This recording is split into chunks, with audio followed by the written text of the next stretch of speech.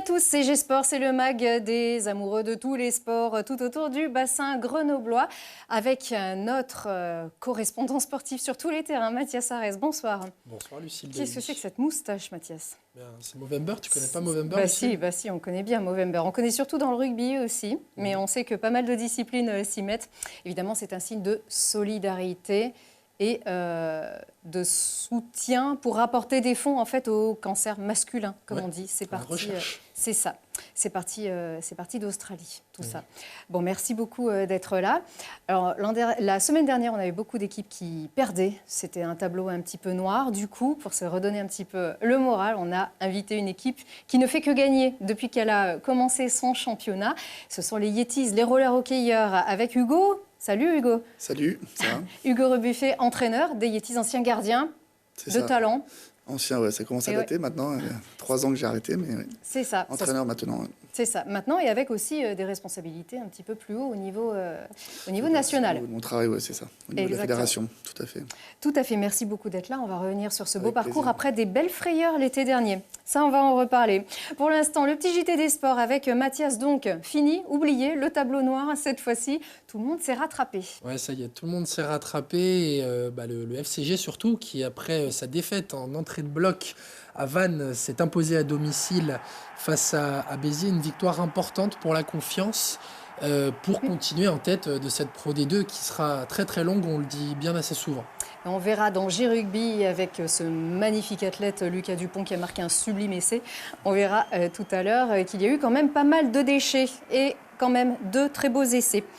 Et du côté du foot, alors... Pas de victoire, mais pas de défaite non plus. C'est ça. Donc, 9e match sans défaite pour le GF38 qui était en déplacement chez le promu du Mans. 0-0. Voilà. Encore 0-0. Pas de but marqué, mais pas de but encaissé. Donc, on continue sur la bonne série de clean sheet. Je sais que tu adores ce mot. C'est pour une le gardien Brice Maubleu qui lui passe un petit bonjour parce qu'il passe. Il aura son 200e match avec le GF lors de la réception de Nancy dans 2 semaines. Oui, on va essayer de le recevoir dans G-Foot la semaine prochaine. En attendant, c'est Willy Semedo, l'invité de G-Foot, donc ici sur Télé Grenoble, ce mercredi soir. Donc 9 matchs sans défaite, c'est quand même très très bien pour ce GF38 qui est 8e de la Ligue 2. Les Brûleurs reviennent fort après la trêve. Ouais, ils ont eu une petite coupure bien méritée, les Brûleurs de Loup. On sait qu'ils enchaînent énormément de matchs. Donc une petite coupure qui a fait du bien et qui leur a permis de se relancer à Briançon, du coup, chez le promu de D1, avec une victoire importante, 7-2. Ouais. Promu de D1 quand même, Briançon. Briançon, un club emblématique quand même de la Ligue Magnus, plusieurs fois champion de France. C'est ça, ça fait partie des clubs des Alpes avec Gap, etc., qui sont importants, qui ont une histoire forte, et ça fait plaisir de les revoir en Ligue Magnus. Et ouais, c'est vrai que c'est bizarre de dire promu en Ligue Magnus. On sait que ça va, ça vient, parfois, dans le hockey. En attendant, ça va bien pour nos Brûleurs de Loup. Avec toutes ces séries de matchs, d'ailleurs, la semaine prochaine, on va accueillir 2 hockeyeurs ici à ta place. Le capitaine d'ailleurs Joël Champagne et la recrue Alex Aléhardy. Voilà. Allez, et ça y est, on est content, le PVBC a gagné. Première victoire des basketteuses. Enfin, les basketteuses de Voiron qui s'imposent dans ce championnat de NF1 qui leur semblait si facile la saison dernière et si compliqué depuis la reprise. Une belle victoire 87-78 face à Monaco qui leur permet un peu de se relancer dans cette poule B et de prendre un petit point d'avance sur Caluire, donc les voisines de la région lyonnaise. Tout à fait, que l'on salue, Caluire. T'es par là-bas, Oui, moi c'est pas très loin, Comment on peut être aussi chevin grenoblois et venir de là-bas, comme quoi. Ouais, c'est une super nouvelle pour le BVBC, c'est sûr. On attend vraiment la première victoire du BCTM. Ça ne sera pas pour le week-end prochain, mais le week-end d'après. Voilà, elles recevront les filles de la Tronche mêlant toujours à la recherche de leur première victoire. L'info vélo, c'est quoi aujourd'hui ? C'est bien sûr la disparition de Raymond Poulidor, bien sûr. Alors, l'éternel second, mais pas que. Il avait remporté 2 critériums du Dauphiné, quand même. Poupou, c'était en quoi? C'était en 66 et en 69. Il avait gagné aussi un Tour d'Espagne et puis Milan-San Remo. Mais l'actualité, ouais, c'est sûr. L'actualité, c'est aussi du côté de Vaujany avec les AG2R qui prennent un petit peu d'altitude. Ouais, ça devient une habitude de voir l'équipe d'AG2R qui a renouvelé l'année dernière son partenariat avec la station des Alpes, de venir les voir se préparer, faire un peu de cohésion. On en avait discuté avec Nance Peters sur ce plateau. Et puis il y a surtout Romain Bardet qui a aussi pris une autre habitude à Vaujany, c'est de lâcher des bombes. L'année dernière, il avait dit qu'il laisserait de côté le Giro pour privilégier le Tour de France.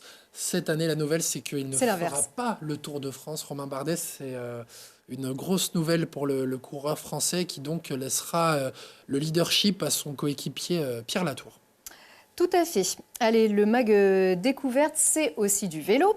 Et c'est un petit peu plus vallonné. Alors, le cyclocross avait été mis en lumière par le titre mondial, puis le titre olympique de Miguel Martinez. Pour ceux qui s'en souviennent, c'était en 2000, c'était à Sydney. On va aller faire un tour du côté de chez Geoffrey Bouchard à Voiron pour découvrir le cyclocross.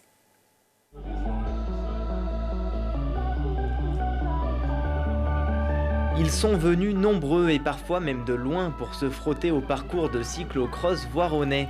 Un circuit réputé compliqué qui allie de la route, des chemins en sous-bois et des portages.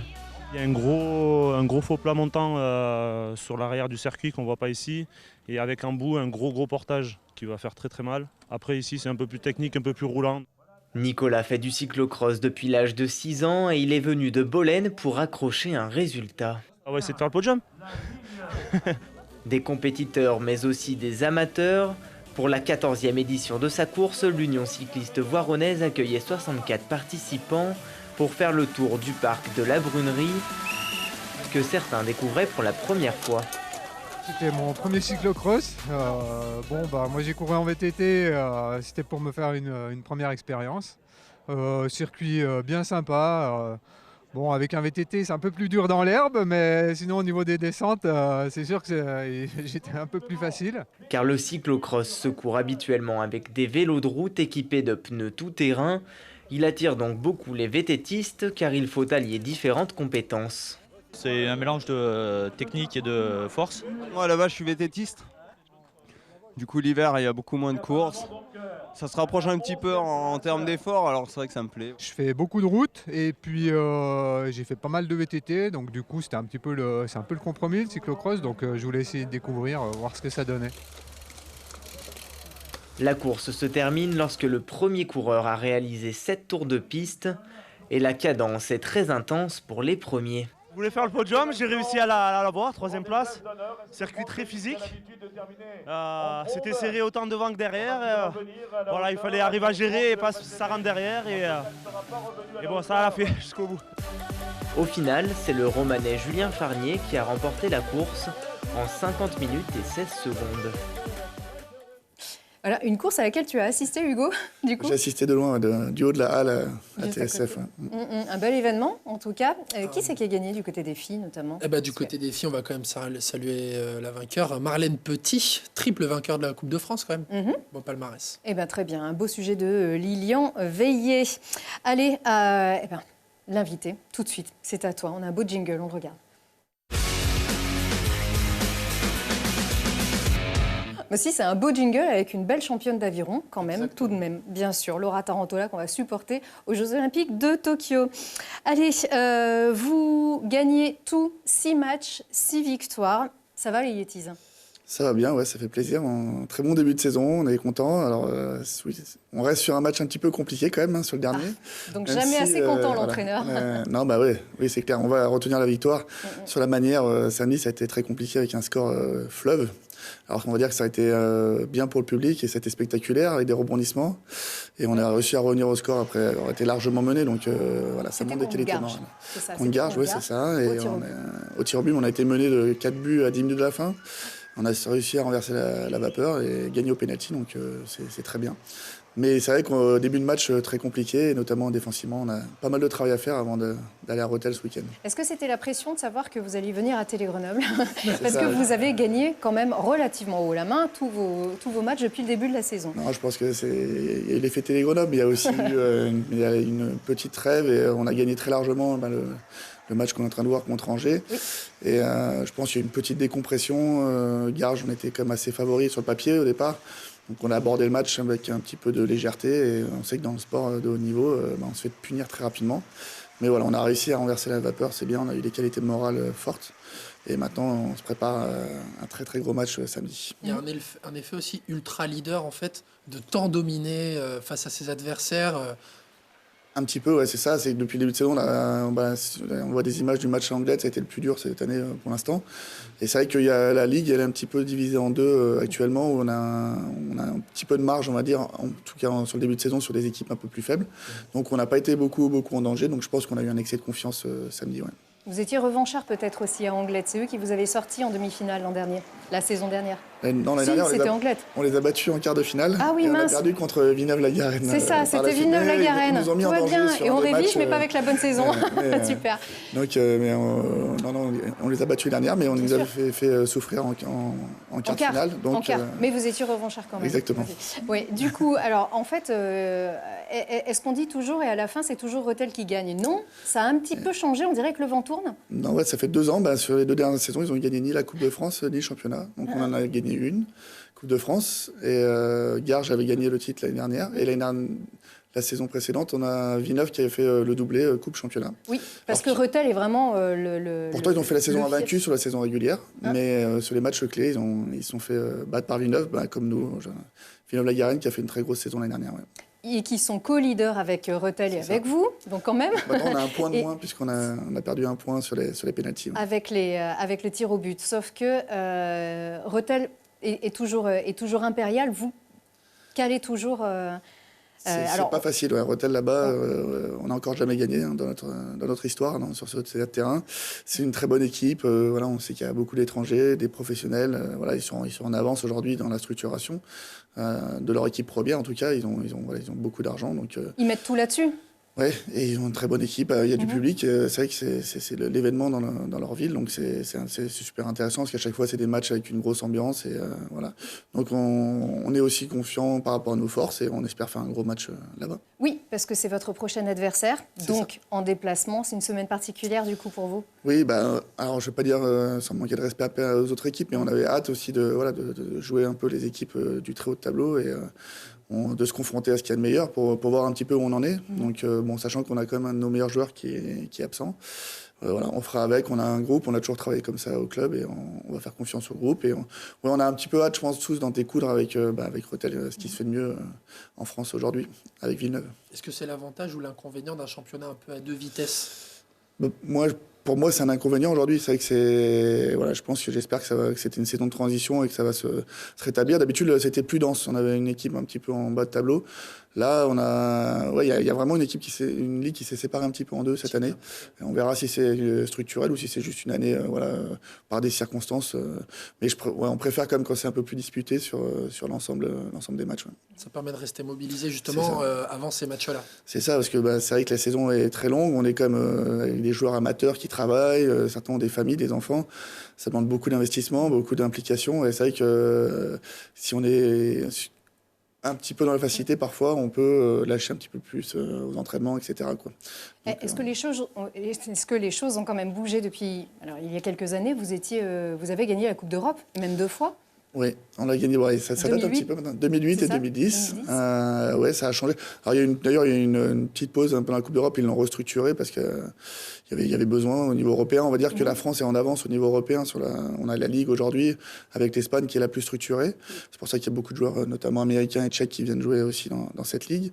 Et donc, vous avez gagné la Coupe de France aussi. Voilà, ça c'est le plus récent. On a fait le doublé 2016-2017. Ça, c'était énorme parce qu'on n'avait jamais gagné pendant 22 ans de titre au niveau national, en senior. Et on avait réussi à faire 2 fois la Coupe de France, qui est aujourd'hui l'événement le plus médiatique du roller hockey, avec un week-end à Paris où il y a des jeunes, le Final Four, et c'était vraiment génial. Maintenant, on espère peut-être avoir un titre de champion en élite qu'on n'arrive pas à avoir pour l'instant depuis. Pourtant, on a une équipe avec Rethel et Angers. Je crois qu'on a les 3 équipes à être là depuis le début de la Ligue, mais on n'a toujours pas eu le titre. Alors, on savoure déjà le fait que vous soyez là, parce qu'on s'est fait beaucoup de frayeurs. L'été dernier, alors une rumeur ou une info a circulé, les Yetis vont disparaître, car ils n'ont plus de terrain. Oui, donc, qu'est-ce qui s'est passé? Il y a eu un changement. On jouait au centre sportif universitaire à Saint-Martin-d'Air, et ils ont fait des travaux, ils ont refait le sol, et a priori, ils ne veulent plus qu'on pose notre terrain que nous, on montait et démontait pour chaque match sur le nouveau sol. Disons que c'est abîmé. Alors, je ne suis pas capable de dire si c'est le cas ou pas. Sans pouvoir anticiper, parce qu'on se réjouissait de ce très beau terrain il y a encore quelques mois ici sur ce plateau. C'est ça, on s'est retrouvé au mois de juin un petit peu dans la difficulté. Heureusement, notre président Thibaut Nier est aidé par l'ancien président Gilbert Noturno. Ils ont travaillé comme des fous tout l'été.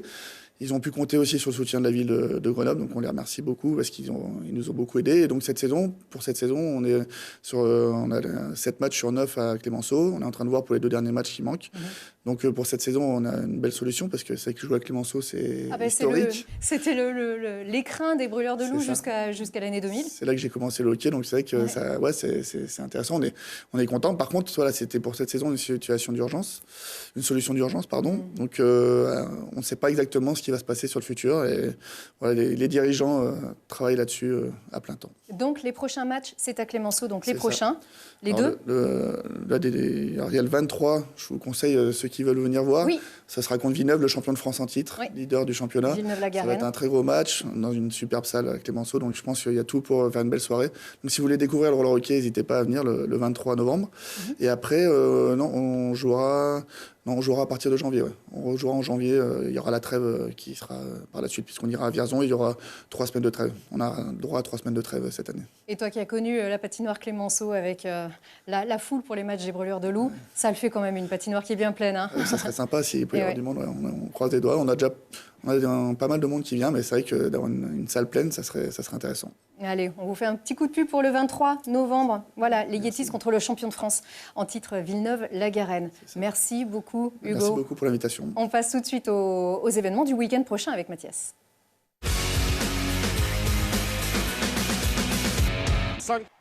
Après plusieurs jours sans hockey, la patinoire Pôle Sud retrouve ses Brûleurs de Loup et la Ligue Magnus avec un match de haut niveau face aux Scorpions de Mulhouse.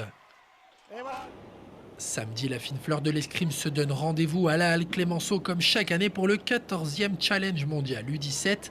Les finales commencent à partir de 15h. Et puis dimanche à 14h15, deuxième match d'affilée au Stade des Alpes pour les Grenoblois du FCG. Objectif, se rassurer face à Montauban. Et pour ceux qui n'en auraient pas eu assez, dimanche à 17h, les Brûleurs de Loup vous redonnent rendez-vous à Pôle Sud, cette fois pour jouer face aux Boxers de Bordeaux. Allez, merci beaucoup Mathias pour ces événements. Merci encore aux Yetis. Belle saison, on en reparle un petit peu plus tard, au printemps. Avec plaisir. Merci à vous, à très vite.